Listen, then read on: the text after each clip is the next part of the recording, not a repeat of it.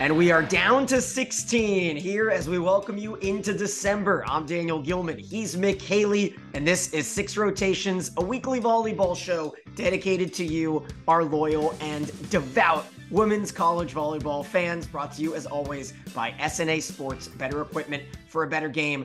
And Mick, I think we should start off by just commending the job that Fifth Set did with Sunderland, along with Hoffman and Gore, covering the entire weekend of action. I'm going to miss them coming up here in the regionals. We had a couple fun five-setters in the second round, a lot of sweeps, 10 sweeps out of the 16 matches, and now it comes down to breaking down what is now a pretty chalky bracket as we look at it.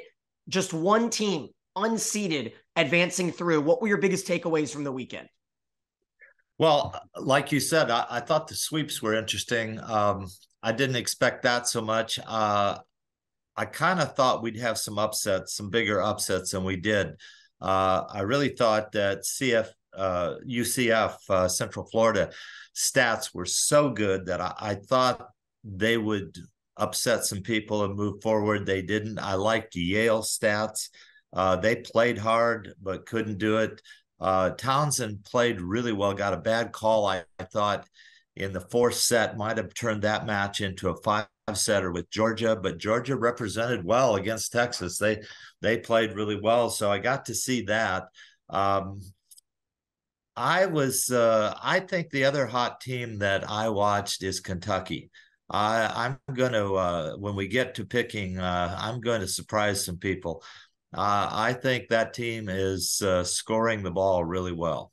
That's a great tease right there. So before we get to talking about the regionals, let's highlight the SEC. You talked about Georgia. You talked about Kentucky. They flexed on Friday. After a pretty standard Thursday, we had the 6 matches. All 6 of those teams wound up winning Thursday and Friday, the seeded teams. But Friday, LSU beats Hawaii. Arkansas beats Utah State. Auburn with the biggest upset of the weekend, knocking the lone top 16 seed out in Creighton at home. The SEC was 5-2 on Friday. The losses were Georgia and Tennessee, as Georgia lost to Texas in the second round. Tennessee fell to Purdue in that 5th set humdinger. LSU wins their first NCAA tournament match since 2014. Arkansas since 2005. But then, Mick, only Florida and Kentucky moved on Friday as they went 2-3. Kendall Kipp, a little too strong for LSU. She had 24 kills for Stanford, and that Stanford region is shaping up to be fantastic. Of course, we'll get to all of that in a second. But, Mick, what did you think, especially after last year's maybe blunder for the Big 12? They got the 7 teams in. They lost all but Kansas and Texas through into the second weekend. Now, the SEC maybe showing a little bit more that they are belonging in that top tier, especially getting in Oklahoma and Texas coming up soon. You know, that's an interesting discussion, and it's a good one to have. The question is, all those teams lost by the second round for the most part, and you wonder if there were some other first round opportunities by some other conferences that wouldn't have helped our game a little bit more. On the other hand, I thought the teams that got in represented well. A little disappointed in Miami's effort, but for the most part, I thought they competed well. Iowa State did a good job. You didn't expect them, or at least I didn't expect them to do quite that well. But they played up, and you're right. Auburn played up. LSU played up. Tennessee even had a great match to start with Purdue. That was a good match to watch. And they were the worst RPI team in the entire field by 10. Yes. So it's really quite interesting. The interesting thing for me, though, is the numbers are playing out to be positive here. If you played in a high-level conference and your numbers are up at the 18 plus in kills and the differential is close to 4, you have a chance to win. And that's what it showed in the first and second rounds. Now what we're going to see is equal competition, because most of these 16 teams are, one deviation higher or lower than each other. It will be very interesting to see if we have upsets.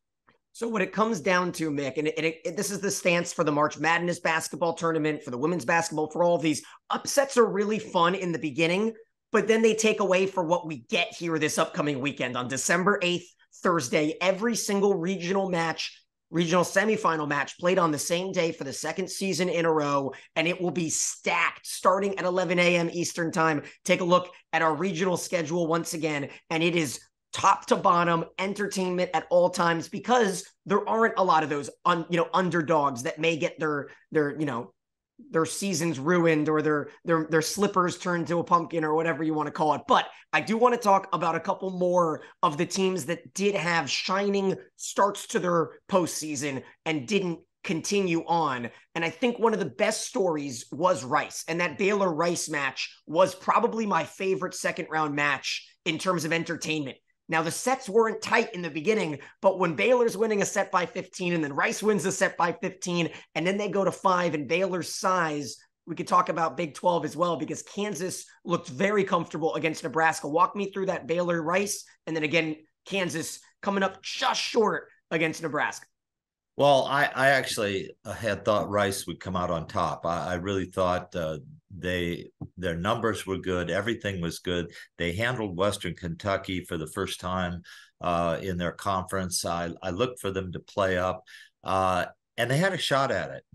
They had a shot at it, but you're right. Baylor's height and velocity just wore them down. So I thought Baylor showed that even though they're not flashy, they're playing pretty good. And I watched them play Texas earlier, about 2.5 weeks ago, and they showed some improvement from early in the season. So Baylor winning was not a surprise, but Baylor's numbers weren't as good as Rice's numbers. So that's one that didn't hold true to form when you start looking at the numbers. So that one was very interesting. What was the other match you asked me about? The inches that the ball came from touching the antenna at 23-23 in the fourth set that gave Nebraska match point. Krause wound up winning it in extra points. Hames was an X factor, but how about Zabo playing against her former squad? She was phenomenal, as well as BN. Of course, we know her from last season in Crawford's company. Ooh, Kansas was very close, but you got to tip your cap, Nebraska. Now you got to wake up for a 10 a.m. local time start on Thursday morning and face a very, very talented Oregon team. Yeah, and this is interesting because I'm staying with Nebraska because of the defense. Whoever said you would stay with Nebraska because of the defense? Oregon's outscoring Nebraska. Their offense is more potent than that big Nebraska lineup, believe it or not.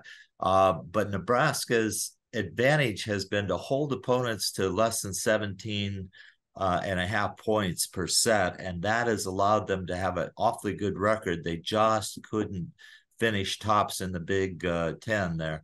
But if Oregon scores the ball, their differential is pretty close to Nebraska's. So Oregon's got a chance to advance here. And I would think a lot of people are picking Oregon. I'm staying with Nebraska because they've just shown to be a tournament team that, for the most part, gets better. But Hames has to play.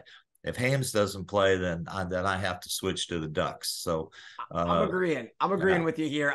Oregon seems to come up short against the Big Ten every postseason. They fell in Omaha in the early 2021 spring season to Purdue in the Sweet 16. They finished their 14-0 home season. Now they have to leave Eugene, and that'll be tough. Arkansas looked pretty strong in that first set, beating the Ducks, but then Oregon late night took care of business. Let's give a couple more shout outs to teams that are not advancing. UNI put up a very, very good first round match. They rolled over Florida State after surviving a set point in the first set. Washington State as well looked very good late against UNLV. Those were two very fun matches in the first round. Casey Evans had 26 kills to lead Georgia over Towson. And then Purdue.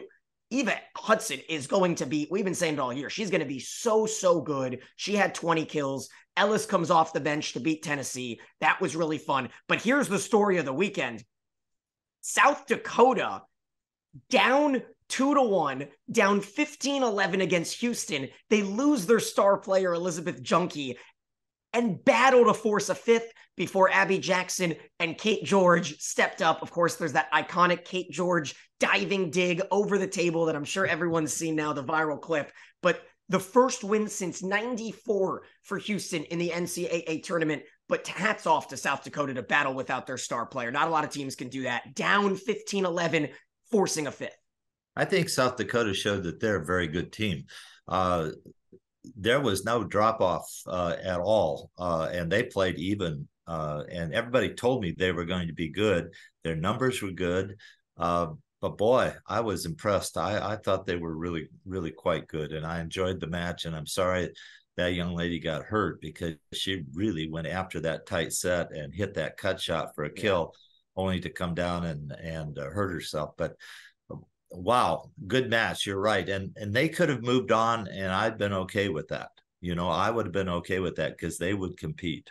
And instead, Houston just as dominant. And we've seen them all season long with the American flirting with that undefeated season, losing in 5 at UCF in the finale. They're a team to keep an eye on here coming into the weekend. Couple more things before we turn our sights towards the regionals. How about Hugh McCutcheon's final match in the PAV? It didn't disappoint. He had some fun one-liners in the press conference. I would recommend going to look that up. I think he said that he was going to be blackballed from coming back in the future. Gotta love Hugh. And for Pittsburgh, Courtney Bizzario, 23 kills. She was really impressive. I thought BYU Pitt was the most fun non-5 setter of the weekend, maybe because of the two talent levels competing. Yeah, that's big girl versus big girl there, but then the small girl came out strong in the end on the left side for Pitt, and that worked. I liked Pitt's improvement. Their setter really has gotten better. She's done a wonderful job in leading Fairbanks. Am I right on that? Yes, Fairbanks, yep, Rachel Fairbanks. Yeah, and boy, I think they're on the upswing. So I'm a little bit of a Pitt fan going into this final 16. And I'm caught in a tough scenario because I kind of went out on that limb last week and I picked Pitt to win the region, and I've heard it from Badger fans and I've heard it from Badger fans all season. And I love Kelly Sheffield. And there's got to be a little hedging in opinions because I like Wisconsin. I want them to do well. But now I've got Pitt against my alma mater in Florida, and that's going to be a wild one. But before we get to this, I do want to talk about this one thing. The 32 seeded scenarios were good for fairness, but I felt like it was always 1 versus 4, 2 versus 3 anyways, and I guess the geography was way better. I did not like at all how they decided to actually leave it all as the seeds, because you're turning on your ESPN app and you're seeing number 5 Georgia Tech playing, and you're like, but Georgia Tech's not number 5. They're number 5 in their own quarter. They're not even a top 20 team. It's just like all very odd. Yeah, I agree with that. I think you're right on there. I think they distort the seeding when they only rank them in their quad. And I'd like to see the big seed, the 1 through 32 in they those abandon it brackets.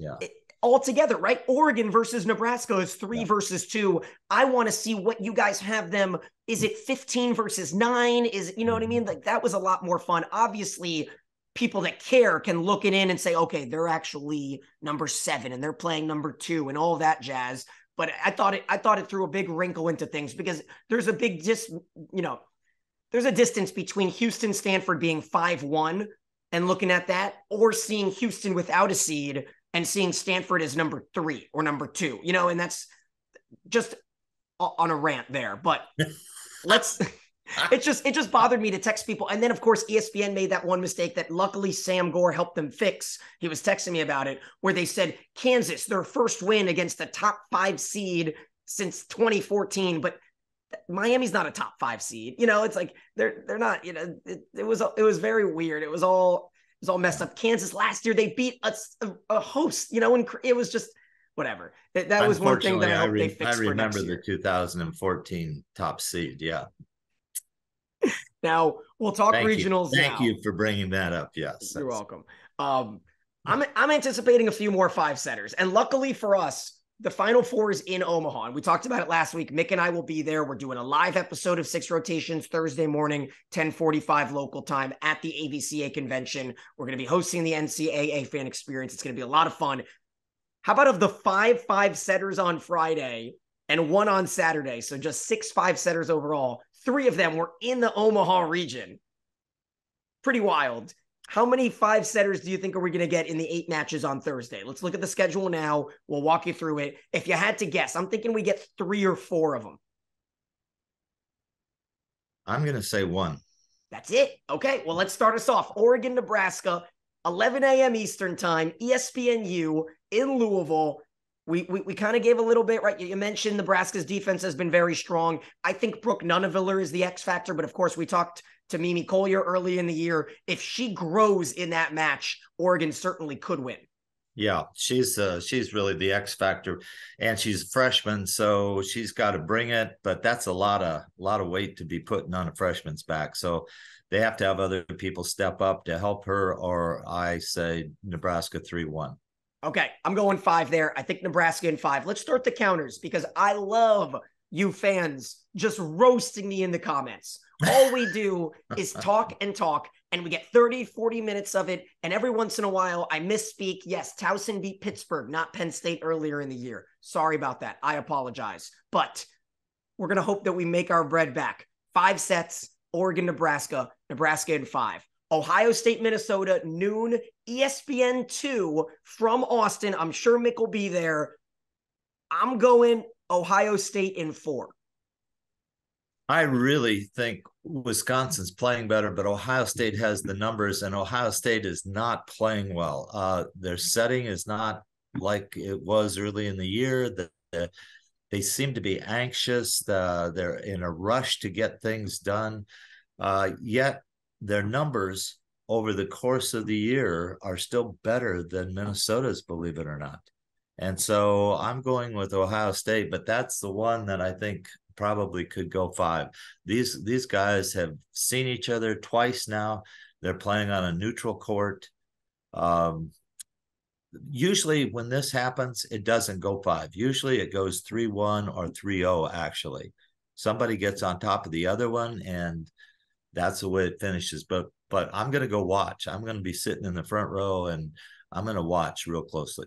I am going to be sitting on my couch, and once noon Eastern time hits, the 2 TV setup is going to pay dividends, because then the rest of the day, and I already timed this out, there will not be 1 minute.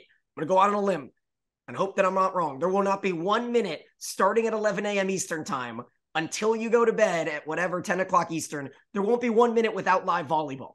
Now, of course, there could be a few if one match goes late and we hold, but the way that the NCAA scheduled and ESPN did this, it looks like we will have a perfect fluid run, similarly to March Madness. Baylor, Louisville, ESPNU, I think Louisville in 3. Could be.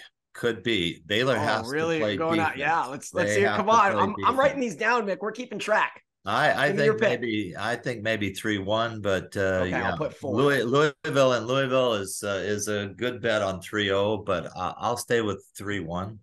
Yeah, Louisville looked good.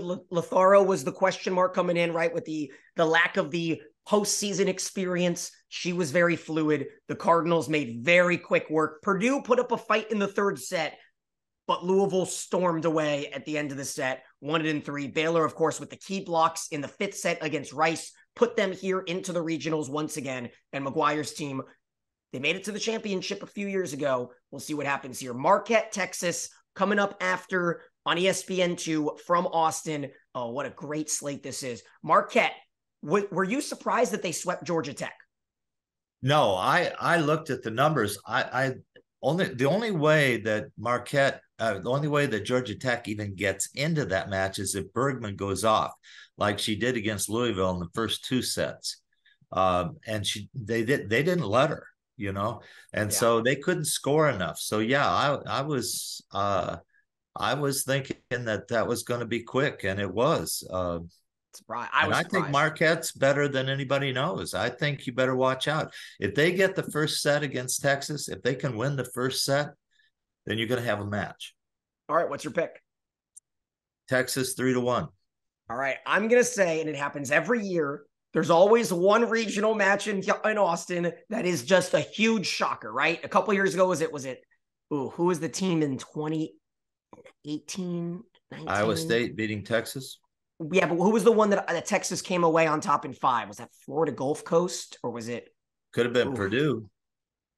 couple years ago. I just think I feel like it always happens. Fans, you can help me on this one. There's been at least 3 fifth set surprises that Texas survives in. And I've got it again, Texas in 5 to survive in Austin, take on Ohio State or Minnesota. Florida Pitt, tossing my notes out the window, going with the heart here. Florida's going to win it in 5. I picked Pittsburgh last week to win the region, so I'm just going to hedge my bets and take my Gators because Alexis Stuckey was phenomenal again against Iowa State. She tipped that ball in the net, though. She tipped one ball in the net, Nick. You're right. That's right. You're right. Who do you got? You got Pittsburgh? I got Pittsburgh 3-1. All right. That's our first disagreement on the winner so far. Keeping track. We're gonna have a stake on the line here after this regional. Penn State, Wisconsin. Now, I think a lot of people are going to overlook this one 30 minutes after the Florida Pitt match, late window, Wisconsin at home, Penn State overlooked. I think Wisconsin in 5. I got Wisconsin in 3. Okay. So just Remember for those I keeping... said Wisconsin always does well against the Big Ten teams. You're right. They've played against. You do. But Cash, it's pretty good. Kashana Williams, the 2 West Coast transfers, maybe I have a little bias from out here, but Lesa Elisaya has been very, very strong. And Penn State survived UCF early, right? UCF had a chance to go up 2-0 in that match. Penn State battled away, evened it, and then flexed in the 3rd and 4th to send them packing back to Orlando. Kentucky, San Diego, 7:00 Eastern, ESPNU from Stanford, maybe the best duel in the entire slate. And I think I know who you're picking. I've got Kentucky in 5. I'm going USD in 4. This feels like a run, and I think USD, and I know we'll talk about it at the end, and we're not going to talk to you guys until after the regionals are done and we're on to the Final Four. I think San Diego is going to the Final Four. Just the way they look. Play better. They've got to play better. They have struggled here, and I say struggled, and they've still won, but they've not on that easy streak where everything's flowing. They've had to work really hard. And they played behind. What's bothered me about San Diego, and I'm a big fan, okay? But what's bothered me is they played behind. They let the other team get runs of points.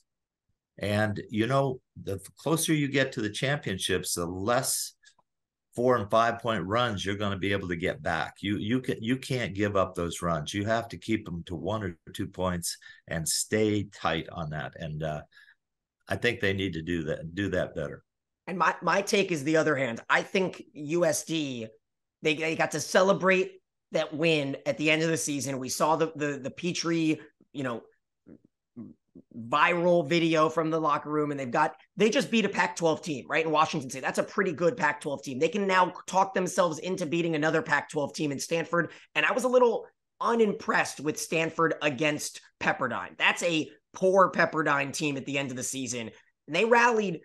And they made things pretty interesting late. They took the 3rd set. It looked like maybe the 4th set was going to be wobbly. And I'm not so sure that if they get by Kentucky, that's the question, right? You love Kentucky. I think Kentucky's a very sound team. Coming out to the West Coast, we'll see what they bring. And it all wraps up late night, Thursday night, 30 minutes following the finish of UK USD. Can Houston's magic season continue? I don't think so. I've got Stanford in 3. It's interesting. Stanford puts you to sleep, and Houston is scoring the ball at 17.7 points per set. And if they can do that against Stanford's big block, they can be in that match, and they can get Stanford to 5. I don't think it's going to go 5. I think Stanford will win 3-1, but I wouldn't be surprised if Houston extended the match. And that's a situation where it comes down to Abby Jackson, right? You see a lot of these mid-major teams with Melville at UCF, and it used to be Lennon and of course, Lauren Matthews at Western Kentucky. And we didn't talk much about Western Kentucky. They kind of got boat raced by their rivals in Lexington. But if Abby Jackson has that match where she goes off and she gets 35, 40, 40 good swings, and early on can kind of separate herself as the go-to player for Houston early, then things can get interesting. I'm just not sure. It's hard to kind of wake up for what Stanford brings you, for the different versatile options that offense in Hambly can provide. And if it's not Kip, it can be someone else on any given night. And that's the issue with playing defense. Houston can play defense. And the thing about Houston is they're so well coached. This is a very, very good team, and it's prepared without any kind of what I want to say. They don't seem to be surprised by anything. They just play, and they're going to play until you kick them off the court. So they're going to stay out there. Stanford's going to have to take them out if they want to win. If they let them stay out there, they're going to stay out there until they get the W. So it'll be real interesting to watch. All right. Well, we gave our predictions last week. Anything differing in your mind from what you thought in what might be, let's see, it starts with Nebraska, Louisville. Is there a difference in what you thought last week compared to this week for that matchup? I think Louisville wins that. I watched, I tell you what, I watched Chauncey just dictate to that team, and they just jump and they go. When she looks at them and says, and then boom, they go. So I think that's more than Nebraska wants. But, Nebraska gets by the first round and they can scheme like they did against Texas last year. They could cause them some serious problems. So it'll be interesting. I'm going to look this up real quick. I'll give my take on that in a second. Why don't you go ahead and break down the potential of Texas and Minnesota rematching, or what could be a very fun rematch from the opening weekend of Texas-Ohio State?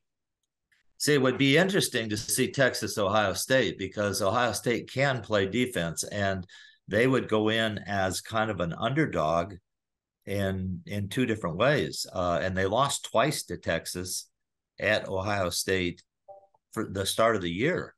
So now playing the third time, I don't know if Texas wants to play them a third time. I think they want to play Nebraska. Nebraska can handle their— You mean Minnesota? Minnesota, sorry, yes. I do mean Minnesota. And I don't know if Texas wants to play Ohio State a third time, but I do think they'll have more trouble with Minnesota a second time.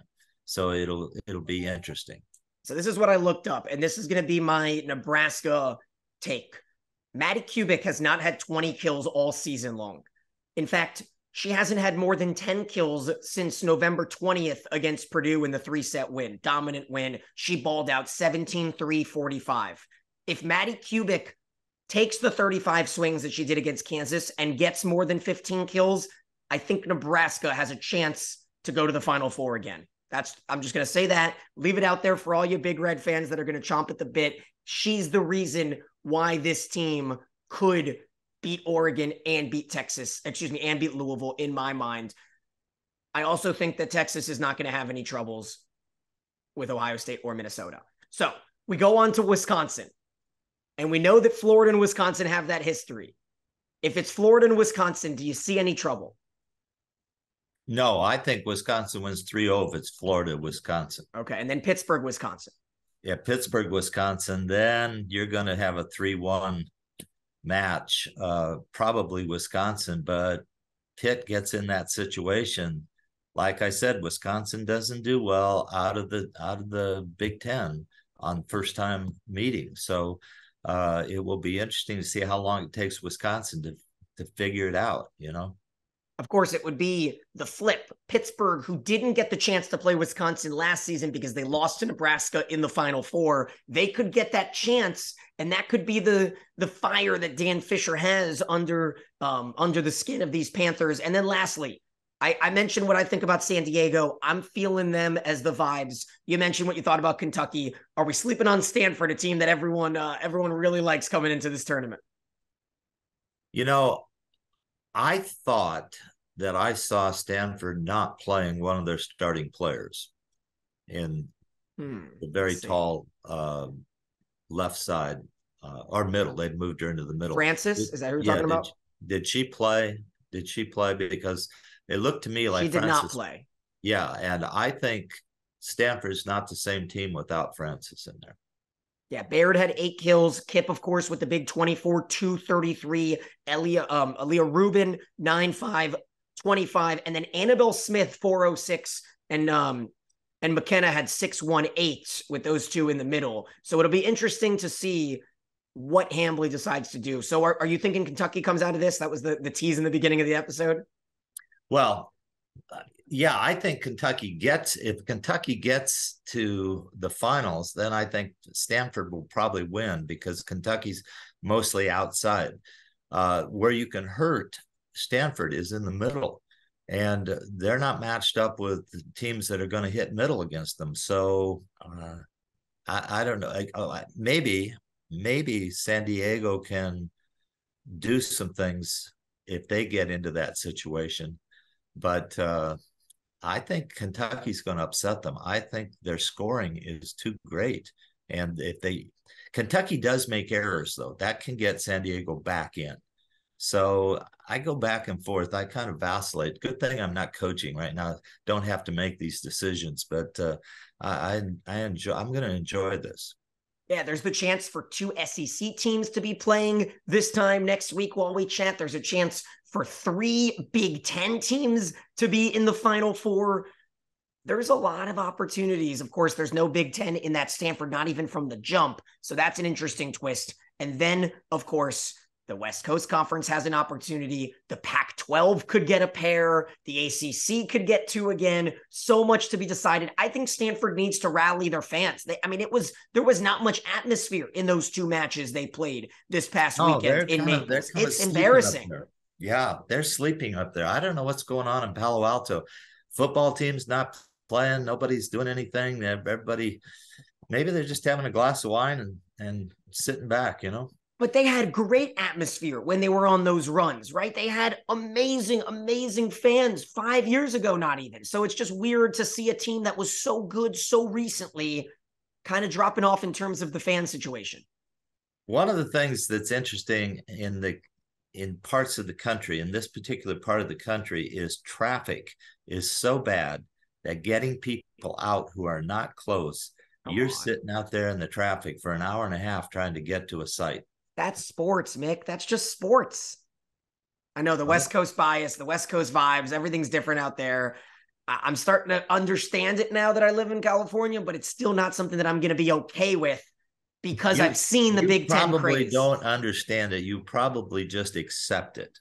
No, I understand it now because I talk to enough people who would rather be sitting watching their sunset on the beach, even if they like volleyball. And it's just sad. But hopefully all of the fans out there can still watch on ESPNU and ESPN2 and keep the viewing ratings up because it's so important for all of us who love volleyball to continue pushing here over the next 2 weeks so that ESPN can recognize it. And so that next year, the 5th set can be on ESPN2 and be on ESPNU. And that's going to be our final message in a very soapbox episode here with a lot of opinions from myself and Mick. So we'll wrap things up. Next time we chat with you folks, we'll have 4 teams left and we'll be almost on our way to Omaha. So we'll talk to you again soon. Enjoy all the matches from dawn until dusk on Thursday.